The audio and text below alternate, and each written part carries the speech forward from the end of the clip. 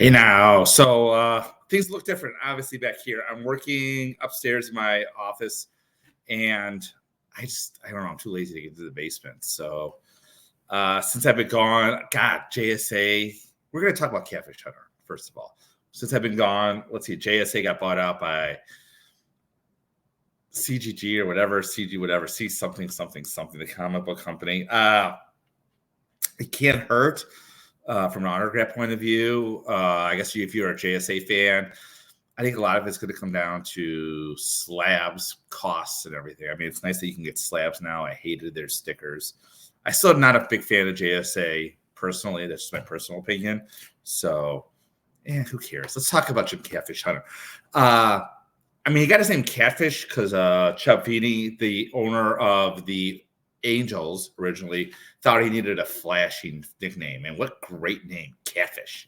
I never knew another Catfish. I mean, he didn't have a Catfish in his locker. As far as I know, he wasn't a fan of Catfish. Maybe someone can correct me on that. But what I do know is if you look at his stats, just like on the surface, 224 wins, 166 losses, 3.26 ERA, about 2,000 strikeouts.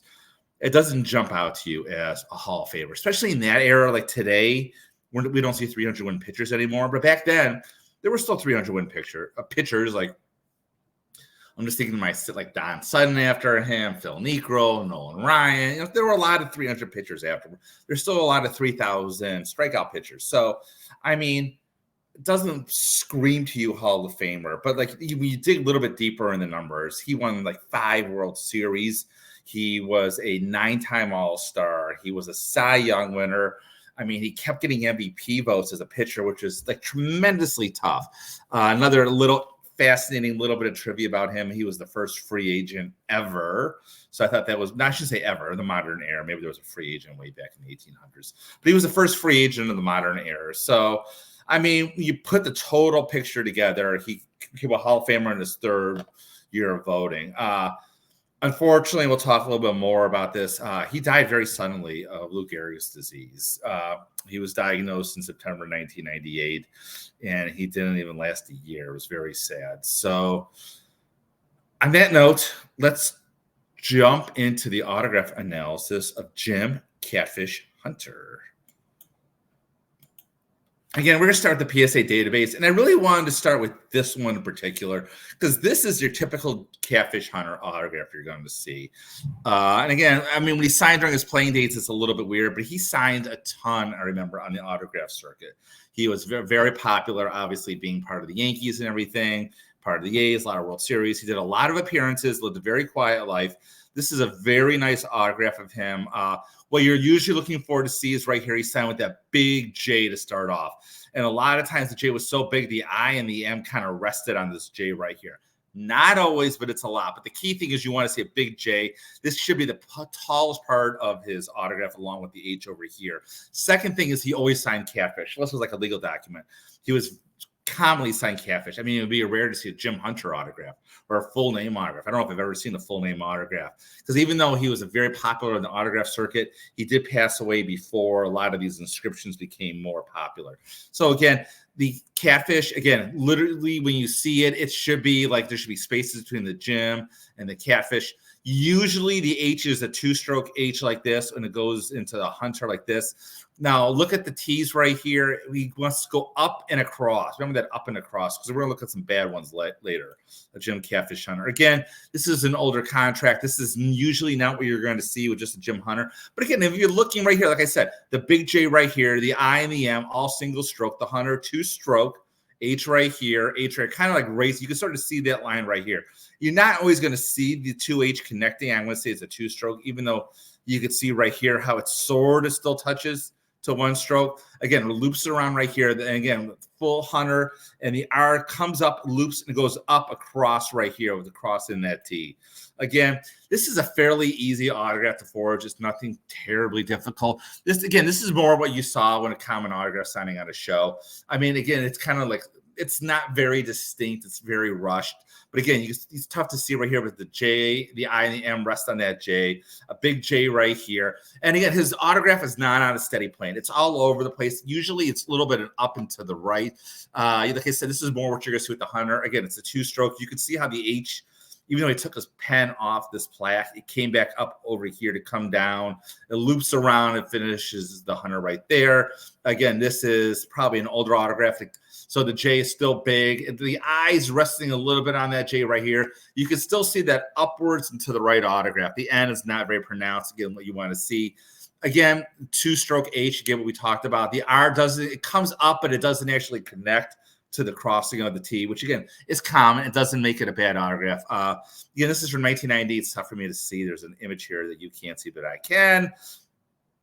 And again, right here, it's the full Catfish Hunter. Again, you can see the H right here, two-stroke. It comes across right here. The Hunter, the U and the N, he are kind of muted. He didn't really sign those. The E, and then it comes across right here. Again, we're not looking really for that R. This is a really tough one to see. Again, signed contract. I mean, these are very rare. You're not going to see a J. McGustis Hunter autograph. But when you do, still, the J, flat J right here, it sort of rests on that. You can see how he's still signing up and to the right. The Hunter comes up and around, two-stroke H. The H is racing up to cross it right there. Again, this is like a playing day. Again, this is a sloppy autograph. I'm not saying it's bad. It's real sloppy. I'm not a fan of this autograph. Can I say it's fake? Of course not. I don't know. I mean, I've seen worse. We're going to see worse in a minute. Again, right here, J, big loop coming around. The I and the M resting on the J. The two-stroke H. Again, you're seeing up and to the right, up and to the right. I mean, hopefully now you're getting a little bit of feel of what's supposed to be looking for. Again, right here, this is a signed baseball. You can see the J starts like a sort of straight line. The I and the M are resting on it. A big loop with the J. Catfish coming up in the Hunter. The U, again, is kind of muted. The E, you really can't see the R.